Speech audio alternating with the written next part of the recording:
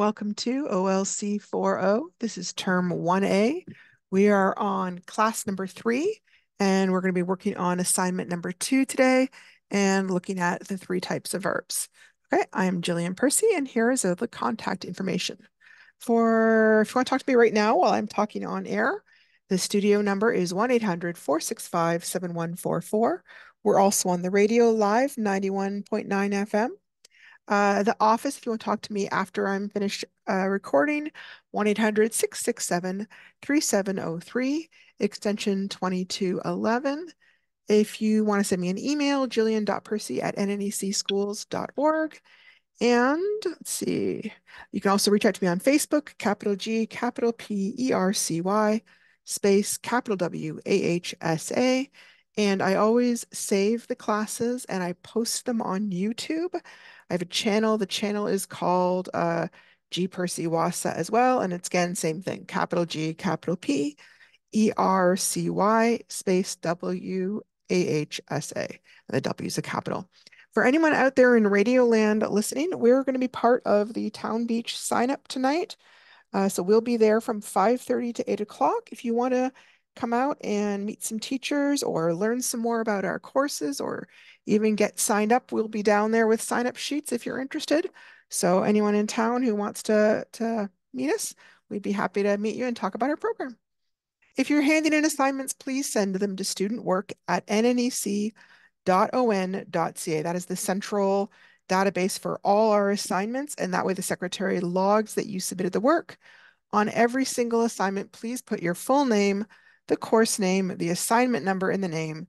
If it asks for a rough and a good draft, please label each one so I know which one is which and include them both in the same email. If you just send me the one, I normally just assume it's the rough draft, okay?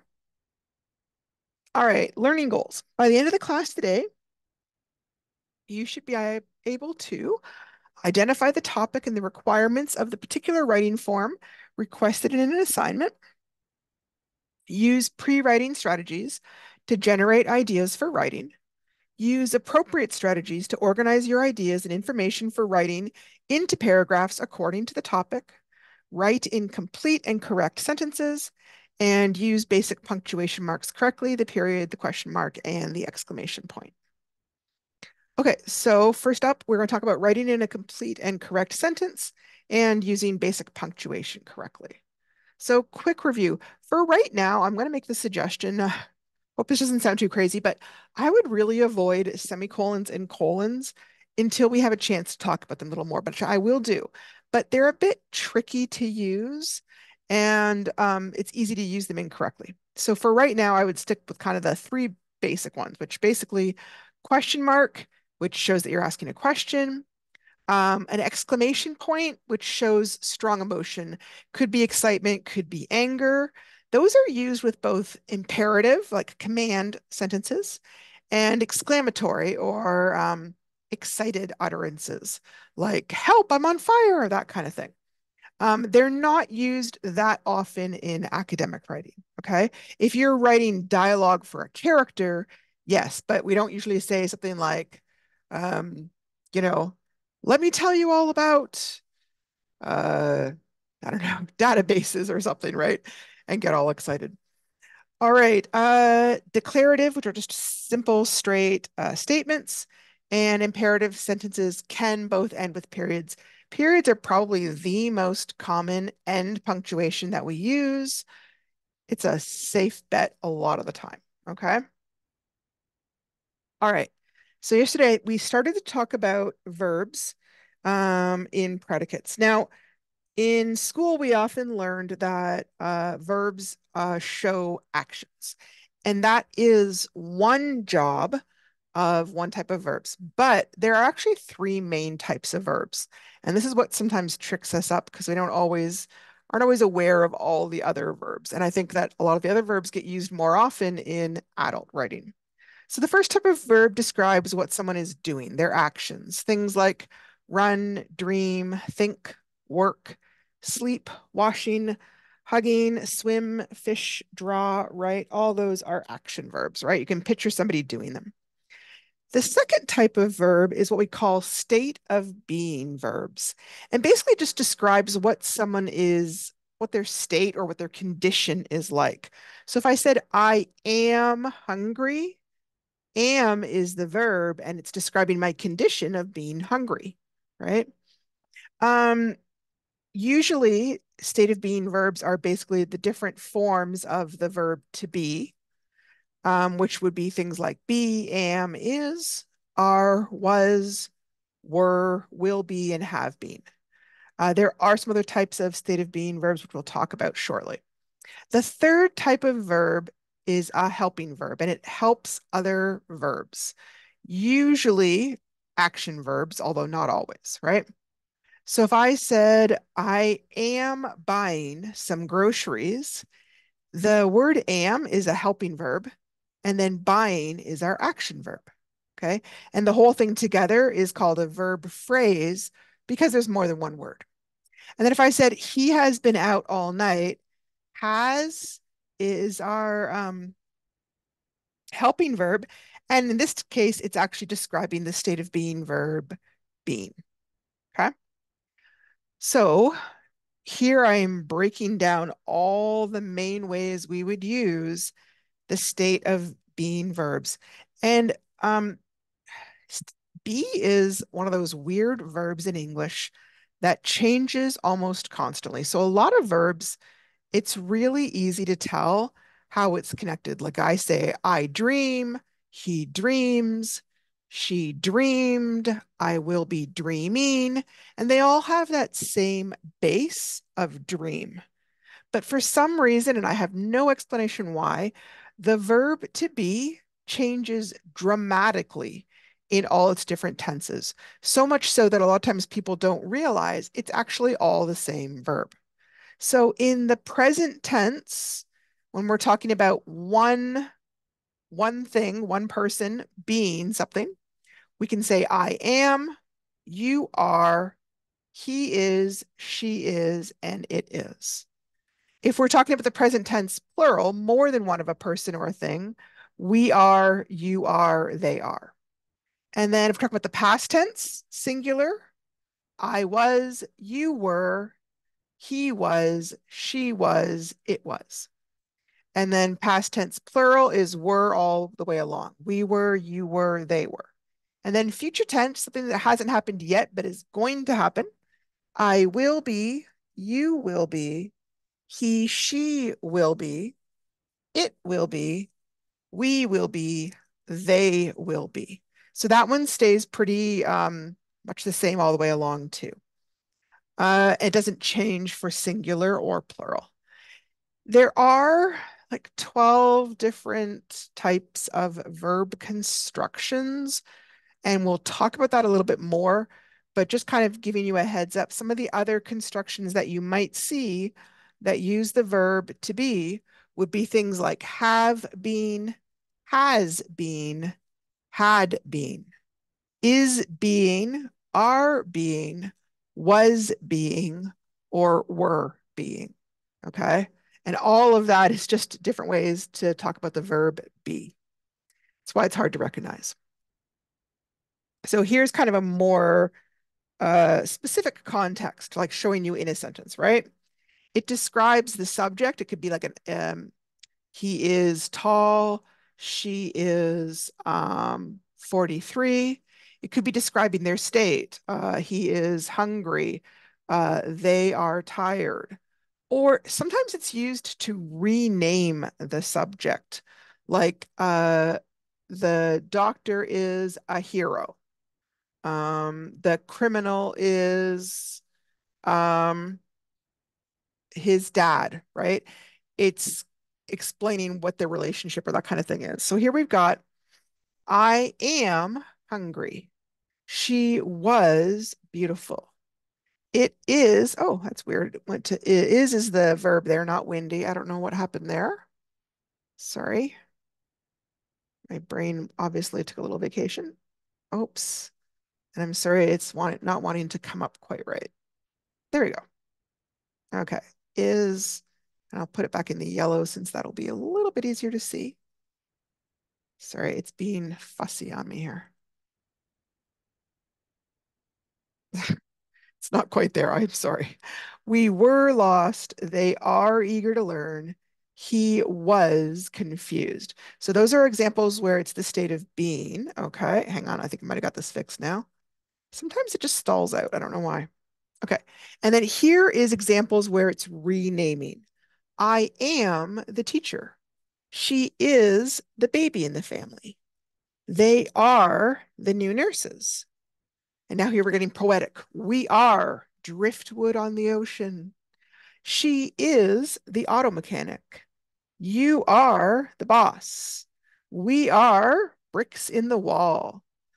So the reason I'm talking about these so thoroughly is when we're talking about complete sentences, and I'm asking you to make sure that you have a subject and a verb, sometimes people aren't sure because they're not familiar with these verbs. Are they verbs? They are, right?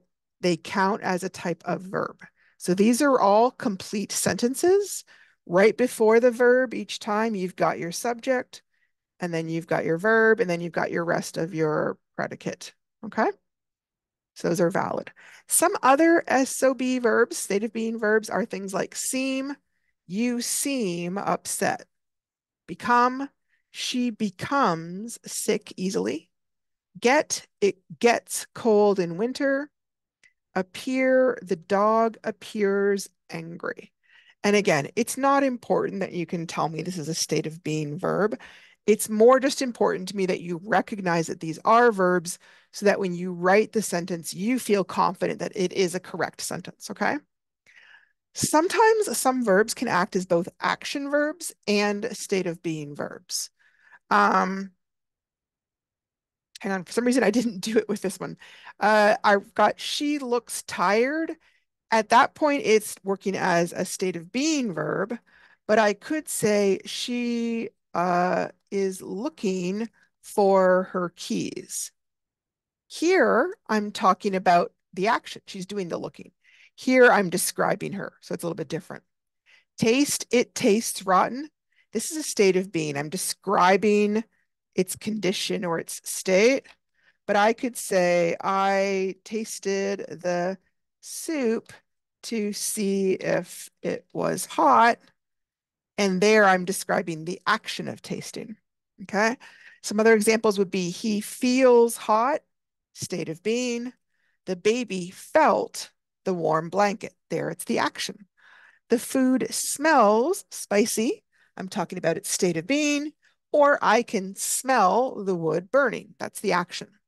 And again, it isn't something you have to memorize. It's just meant to help you identify the verb in a sentence. Because they don't sound like an action, um, students sometimes have a hard time recognizing that they're using a verb. Now, the other place this is helpful is, remember how we talked yesterday about how important it is to have a subject, usually for a simple sentence at the beginning of your sentence. If you find that your sentences are starting with these state of being verbs, there's a really strong chance that you've forgotten to include a subject. And remember that in English, that's very important because word order is really, really important in English. Okay. Um, oh, okay. I'm going to talk about, because I'm there, I'm going to kind of talk about this. So here I've got some, oh, actually, you know what? I'm going to talk, I'm hopping around here. I apologize. There's one more, some examples of helping or auxiliary verbs. We talked about how these come alongside action verbs.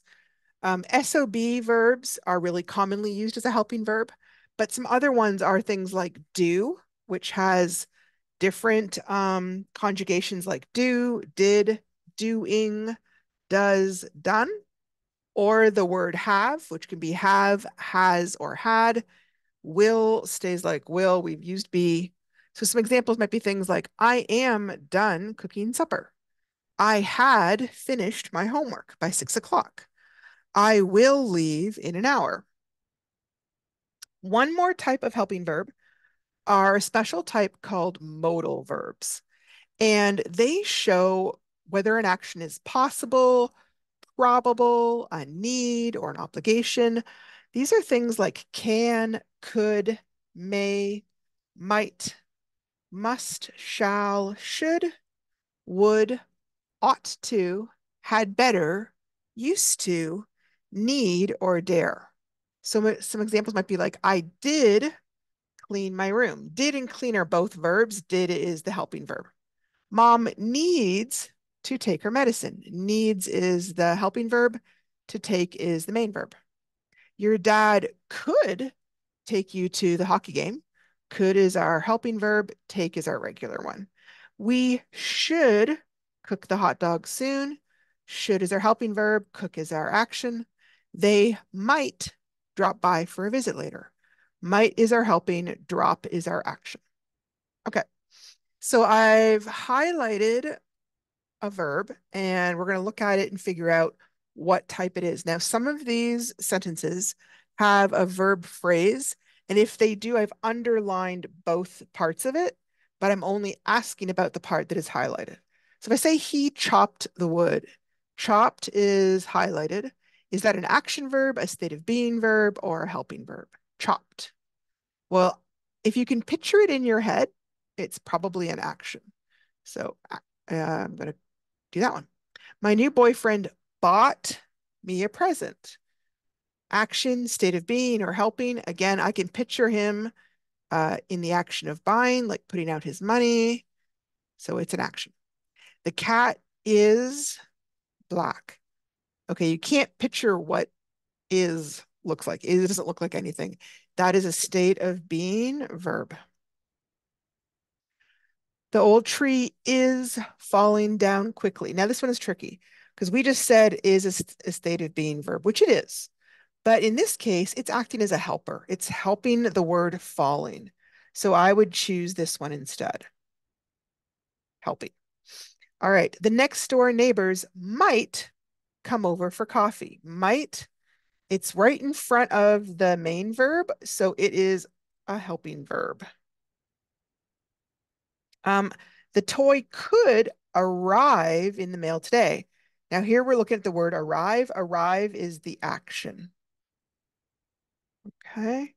Babies will cry when hungry. Will is a helping verb. Okay. All right. Okay. Can you find the verb phrase in this sentence? Sometimes it's just a verb, not the verb phrase. So she is beautiful. So is all by itself is our verb. The doctor is saving her life. In this case, is and saving are working together as our verbs. The nurse cleaned her wounds. Cleaned is our action verb. I had been having nightmares in my new house. This one has three verbs working together, and had and been are helping the word having. The snow was falling all night long. Was and falling are both working together as verbs there. The scary dog might bite me. So might and bite are working together as a team. He could have fallen on the slippery sidewalk. So all three words, could and have and fallen, are working together as the verb phrase there. Where am I at? Okay, so we always talk about how verbs come after the subjects. There are two main exceptions in English. When we give a command in English, it often starts with the verb, and the subject is just assumed to be you, which is whatever person you're talking to. Like if I'm standing in a room looking at my child and I say, clean your room, I mean you clean your room, right? Same thing if I'm sending my child out the door and I say, go to school, I mean you go to school.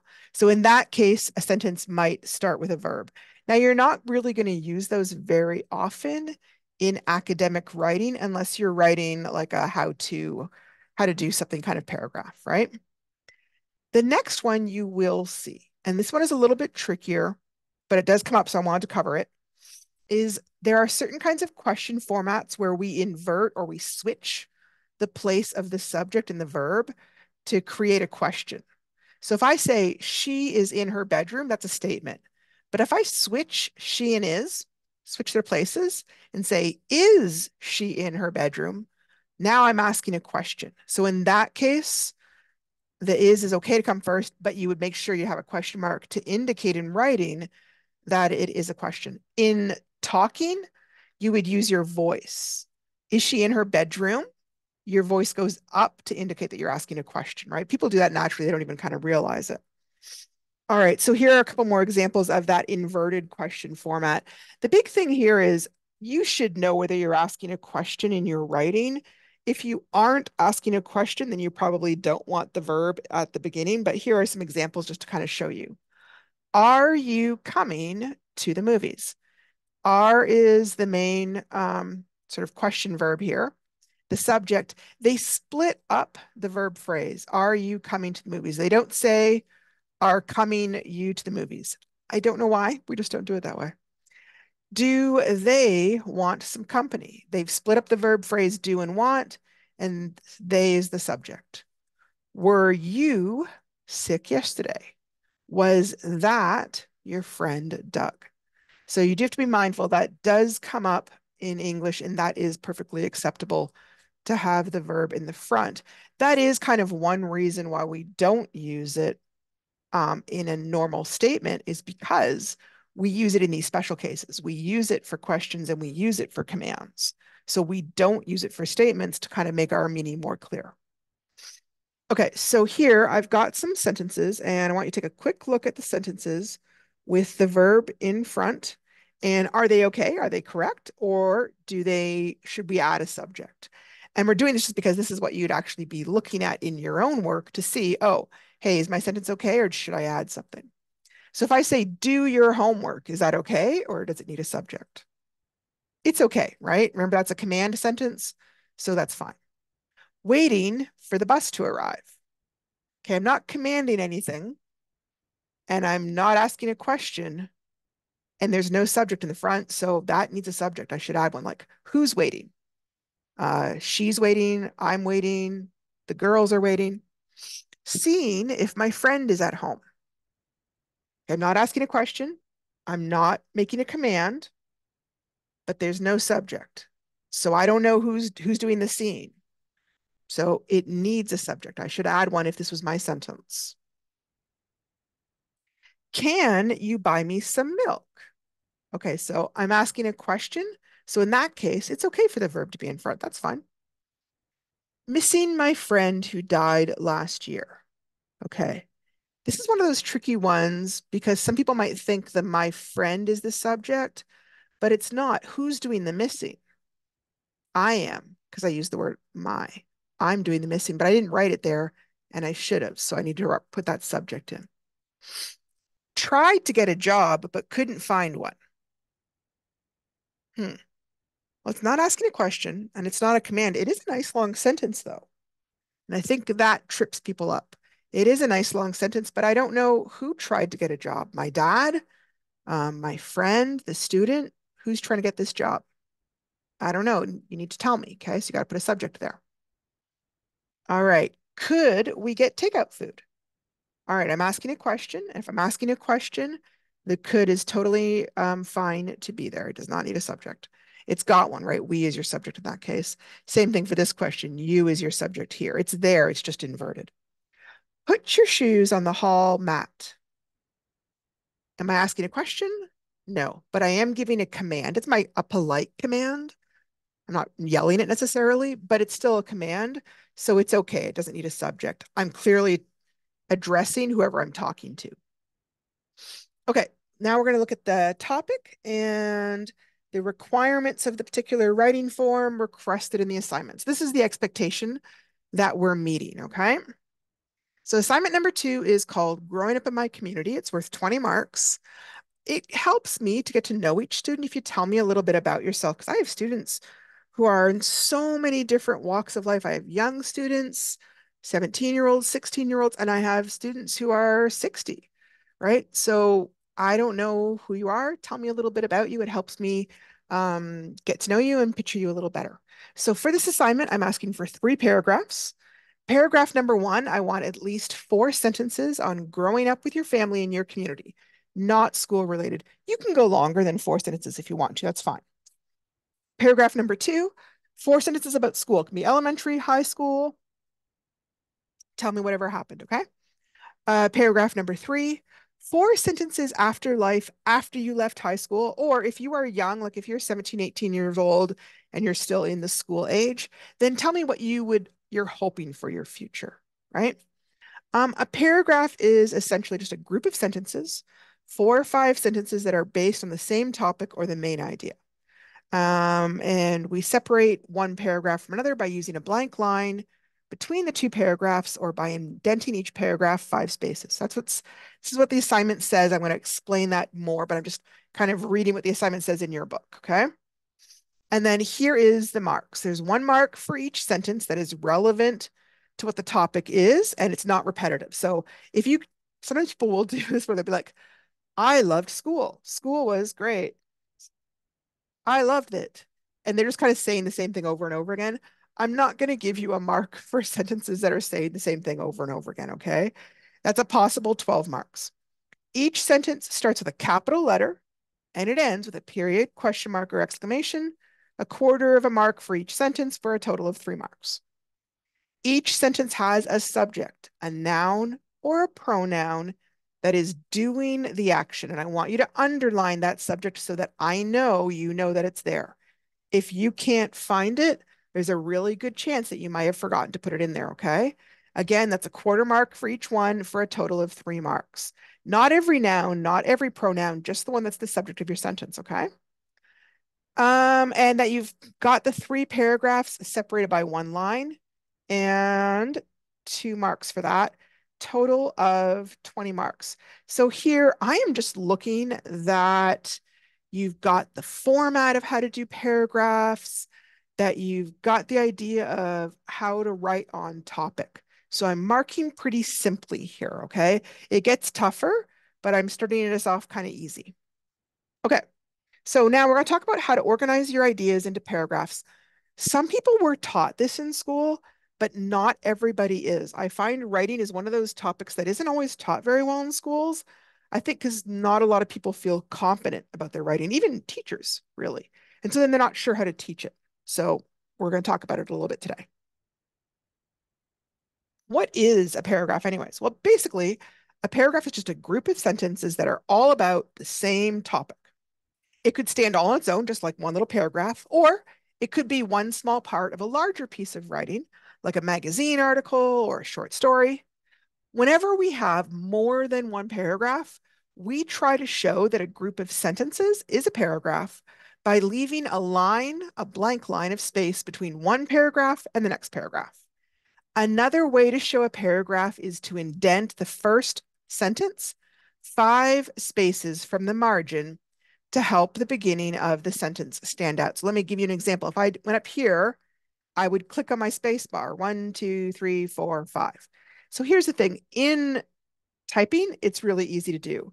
In writing, I would use I'd put a finger down and make sure I made it really obvious. I would probably make it more obvious if I was handwriting, to be perfectly honest. But 5 is the standard when you're typing.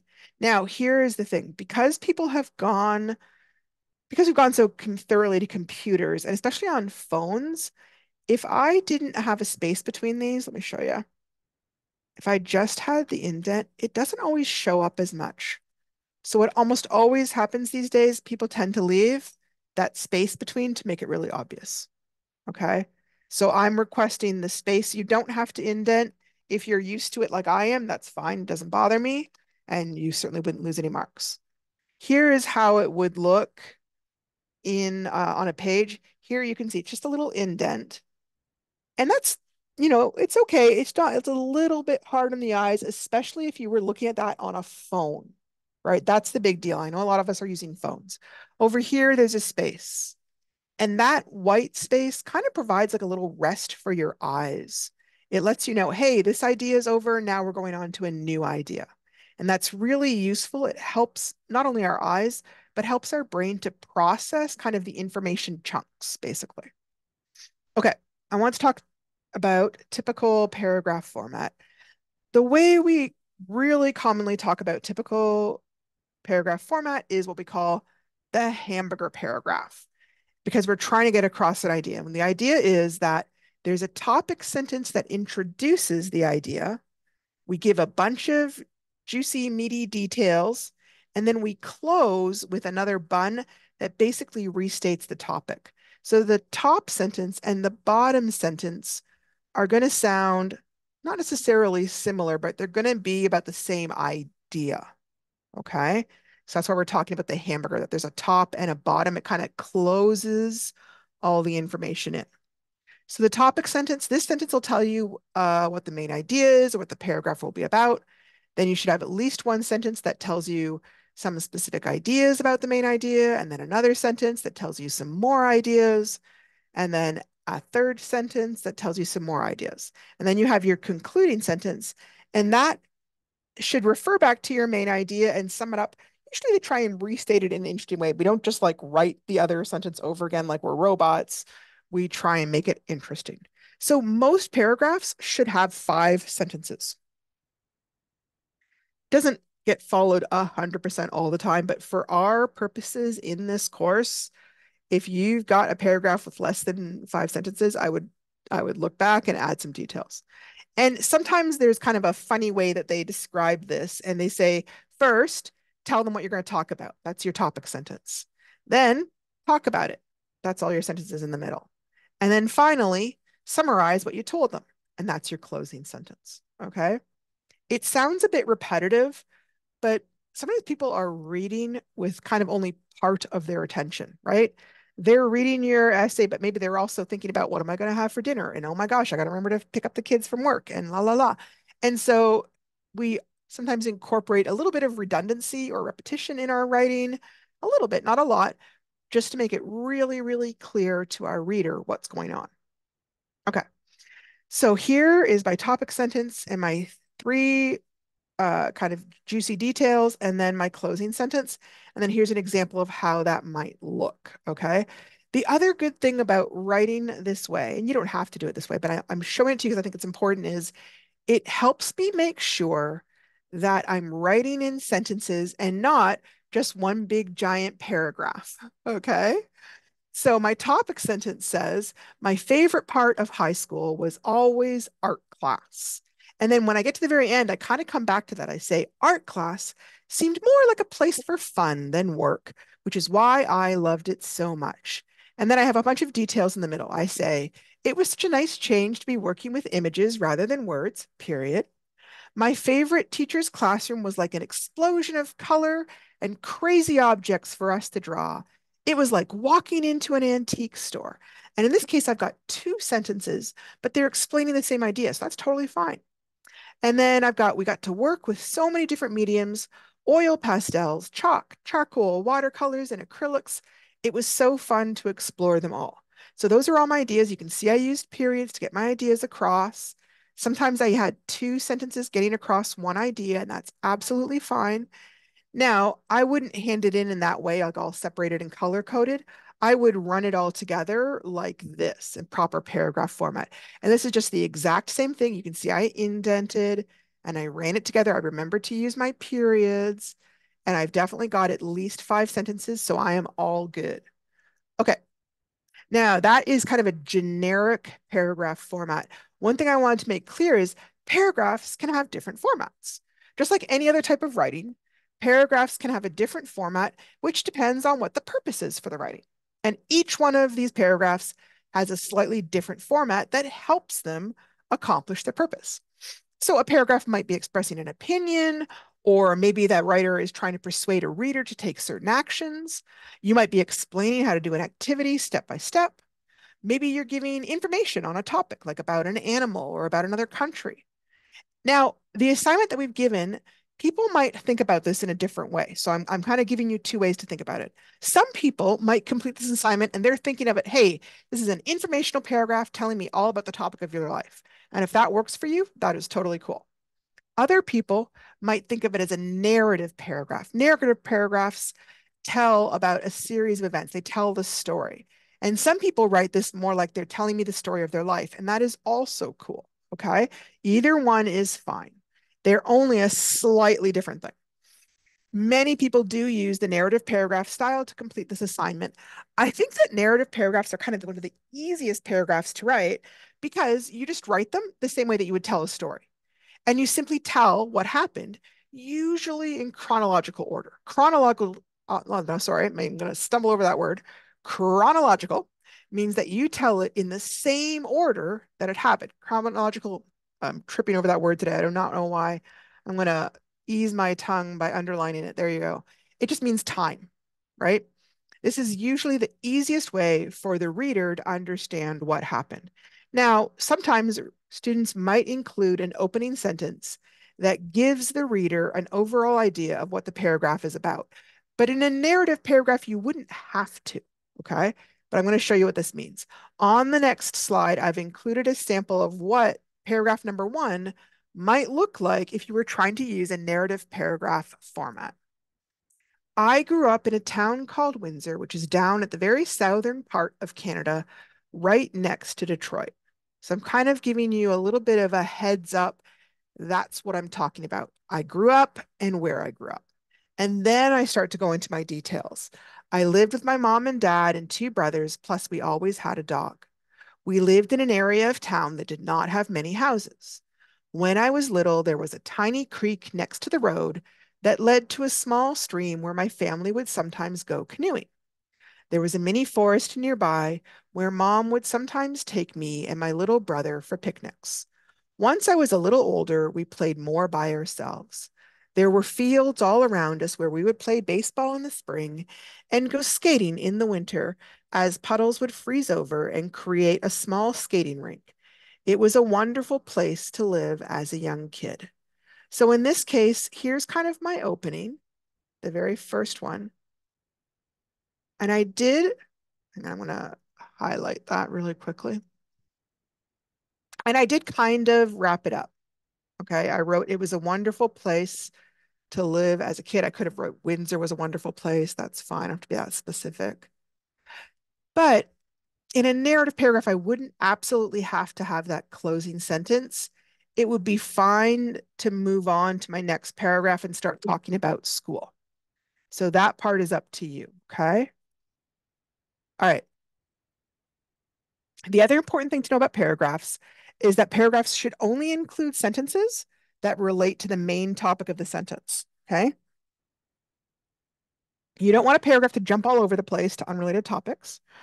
Below, I'm going to give you an example of paragraph number 2, which is supposed to be about the topic of life in school. So we're going to look at this and you tell me what sentences don't belong to that topic. Because if they don't belong, I should take them out. So here's what it says. We had an okay school in our community. It was pretty small.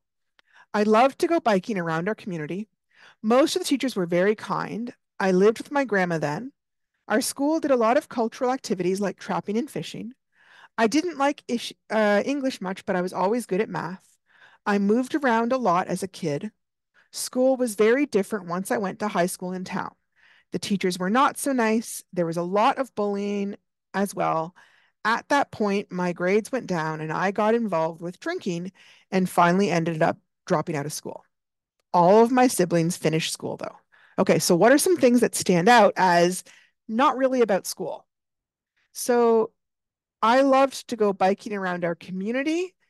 That doesn't sound like it's about school unless I said I loved to ride my bike to school, in which case that might. Hang on, there's a way to do this, but okay, hang on. I'm just going to underline the ones I want to take out. There is a way to cross them off, but it's a bit trickier in Google than it is in a Word doc. I lived with my grandma. Now, again, it doesn't sound like it's about school. Now, maybe it was about school. Maybe you're meaning I moved to my grandma or my gookum's reserve to go to school there, but then you need to add those details so it makes it more obvious to me. Okay. Same thing with I moved around a lot as a kid. By itself, that's not a sentence that is on topic, unless you're going to tell me I moved around a lot as a kid. So I went to a lot of different schools, and then you would explain that part. So it could become on topic. And maybe it was when you were talking about it in your head, but you didn't make it really obvious to your reader. Okay. The other sentence like that would be all my siblings finished school. And that one, I mean, it could be on topic. It isn't directly about you going to school. So how would that relate to you? I might say all my siblings finished school though, so I was glad for them, or all my siblings finished school, but I felt a little bit bad that I didn't, or you'd have to find a way to tie that in. So this is one thing I'm looking for when I'm doing marking, because remember I said you get a mark for each sentence that is on the topic. If it's not on the topic, then you're not getting a mark for that sentence. So you don't want to just write anything no matter what, because I won't give marks for that, right? There's no point to that. So I'm trying to talk about that. Okay, how to use pre-writing strategies to generate ideas for writing. I feel like this is the hardest part of writing for a lot of people is that getting started spot where sometimes we look at a blank page and our mind goes blank as well. And we're like, I don't even know what I'm going to say. So I'm going to kind of teach you some different ways that might help you get some ideas for what to say. Okay. So I am looking at paragraphs. It's a big part of this assignment. So you really want to make sure that your assignment is in paragraph format. And the best way to do that is just plan it that way from the beginning. Think about the three main paragraphs. You could even have a separate page for each one of these if that would help, right? Don't just get started writing and write an entire page. It's so much harder to organize when you try and do it afterwards. It's really so much easier if you just start with it organized and stay on topic right from the start. Okay. So think of 4 or 5 things that you might want to say on each topic. You could also think of more things. It can be helpful because then after you look at things, you can go, okay, well, that's actually not that important or it's not that much interesting. And it gives you some choices. So I would just take a few minutes and write as many ideas I can for each paragraph and then go on to the next one. Like I said, you can just grab a page. You could fold the page into 3 and have one part for growing up, another part for school, and your third part for after high school or your future, and just write your ideas down. All right. I'm gonna come back to that. I'm gonna show you what I mean here. Okay, so here's my demo brainstorming page. My community was Windsor. It's an auto town next to Detroit. There was woods nearby. Growing up, I was playing with my friends, for example, hockey, baseball, my little brother hanging out with him, playing outside, creek, canoeing, picnics. So the reason I have this EG means like example, okay? Having these little example things, it gives me some ideas for where I could add some details to my paragraph later, okay? I don't have to write a whole sentence now about the time I won flag football, right? One sentence can be enough. One little word can be enough, and then I can turn it into a sentence later. Okay. School experiences, great kindergarten teacher, raising geese in grade 4, terrible gym teacher, hated girls and always put us down. And then after school, marriage, kids, training, schooling, jobs, moving, anything else you feel like writing about there. Okay. I want to specify every now and again, I get people who will try and hand this in as a rough draft. This is not a rough draft. This is just you brainstorming and sort of thinking out loud. I can't mark this because a big thing I'm looking for is that you mark in sentence structure. And this isn't in sentence structure, so I've got no way to mark it. So don't hand this in, okay? This is just your brainstorming, okay? It's one idea or one word. It might even include a doodle, any length that works for you. It does not need to be complete sentences. And you don't have any concerns for spelling, grammar, or punctuation. I don't mark it. When you hand me in a rough draft or your first draft, it must be in full sentences. It must be in paragraph format. It must be a certain length. In this assignment, that's about 2/3 to a full page. I think that was in the original. I'm going to take that out. I don't think that's actually still part of the assignment right now. I think you'll end up with that much, but it don't have to be. You are going to hand it in and I will mark it. So visually, here's a difference, right? This is just kind of like little scribbles and thoughts. Here, I've actually got full sentences together in a paragraph. This is what you're going to hand in. This will help you get started, but this is where you're ending up for, right? It's like, when you're exercising and you kind of maybe do some stretches or something before you get started. The stretches aren't the exercise. They just kind of get your body warmed up to do the exercise. This is the same thing. You're kind of getting your brain warmed up by doing the brainstorming, and then you kind of move into actually doing the writing. Okay, so constructing the paragraphs and revising to make it better. I'm hurrying up because I'm like running out of time. I'm long-winded today for some reason. Okay. After you've done all that brainstorming, you want to turn your notes into sentences. I would write a rough draft for each paragraph. I would leave a space or several spaces between the paragraphs in case I had more I wanted to add later. And here's an example of how I might turn one of those notes into a proper sentence. So my note says, great kindergarten teacher. I could turn that into one very quick, simple sentence. I could say, I had a great kindergarten teacher named Miss Height. That's totally fine. I could also play around with it and try and make it longer and more interesting. I could say, my first experience with school began with a kind and fun kindergarten teacher named Miss Height. And then I might even give you an example. For example, she would always pretend to hide when the French teacher came in. Okay. Whatever I wanted to do. That little note could become one sentence, one longer sentence, or several sentences. That's what I'm saying is your brainstorming doesn't have to be a big, big note. Okay. It is important that you think of specific examples and specific events to add to your paragraph to make it more interesting and avoidable. Don't just try and say the same thing over and over again to fill up the space, okay? So I love my family. My family is the best. They really love me. Okay, I mean, basically you've said the same thing 3 ways, right? Different would be I loved my family.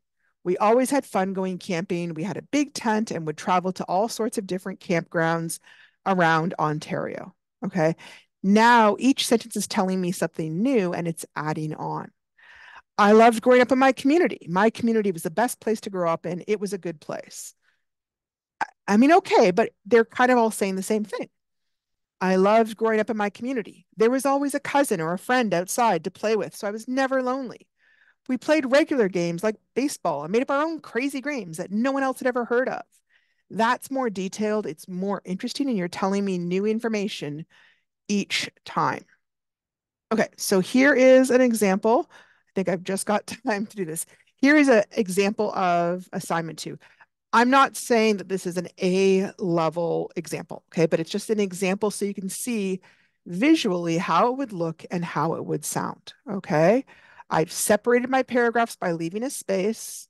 I've tried hard to make sure each group of sentences is about the topic next to it. Now, you don't have to do these little topics. I'm just doing that so you can see it. So my first paragraph says, I grew up on the edge of town, close to a creek and the woods, and lots of open fields that are now filled with houses. My little brother, who was my constant companion, and we did everything together. We were lucky enough to have a pool nearby and learned to swim at a very young age. There was a playground with swings and a seesaw, and we hung out there all summer long when we were little. Now, I can see a few mistakes in there that I'm dying to fix, but I'm not going to because I want to show you we don't always write everything perfectly the first time. Okay, paragraph number 2. I loved going to school at first, mainly because my kindergarten teacher made things so much fun. In those days, kindergarten was mostly playing with toys with a few worksheets that were quick to do. However, there was a lot of bullying at school as we got older, which made life pretty miserable in grade school. By the time we reached high school, people seemed to be a little nicer. We also got to take interesting courses like woodworking and architectural drafting. That part was a lot of fun as well. And then I left another space for my new paragraph. After high school, I went on to study English and visual arts at university. I really didn't know what to do with myself when I graduated because I was pretty shy. I worked in bookstores for a little while and eventually got my teaching degree. Teaching transformed my personality and gave me much more confidence. Later on, I moved up here to the northern area and I've been working in this area almost 18 years now. So, okay, we've talked about this. One thing to remember is a paragraph should have multiple sentences and not just be one long sentence, okay? If you find yourself using a lot of commas, a lot of times that means you're probably putting a comma where you should be putting a period. Or if you're using the phrase and then or so then over and over and over again, It's a really good sign that you probably have a run-on sentence. If that's the case, you want to break up those long sentences into shorter, simpler sentences. Those are usually easier to read and to understand, and they're also more grammatically correct. Let me show you what I mean by that on the next page. Sorry, my voice is going and I have less than a minute. So here is, you can see, look, there's one period for that entire long sentence. This is really a whole bunch of sentences squashed into one. So my job would be to go through and see where can I chunk those, all that information into smaller chunks of information. So school was a real challenge for me because I always hated it. I would say that's one chunk. So I'm going to grab that, copy it, put it over here, not paste it, and put a period, and then leave a little space. I always hated it. I would rather be outside swimming or biking or hunting. So that meant I skipped out of school all the time. I'm going to just leave that at there. I know there is more I could say, but I'm sticking with smaller sentences for right now so that I know that I'm writing in a complete sentence. And I'm going to get rid of that comma and turn it into a period. Okay. Even though my mom tried to make me, this I would probably change just into my mom tried to make me, and then she finally had to get my Google to talk to me. I wouldn't put the even though unless I put it all together as one sentence, but that makes a really long sentence. I think it's too long. Okay. So I would go through bit by bit and try and chunk each one. Okay. I'm going to leave you there. Please give this a shot. If you have any trouble with this assignment, contact me and let me know, and I would be happy to help you out. Take care, and I will see you next week.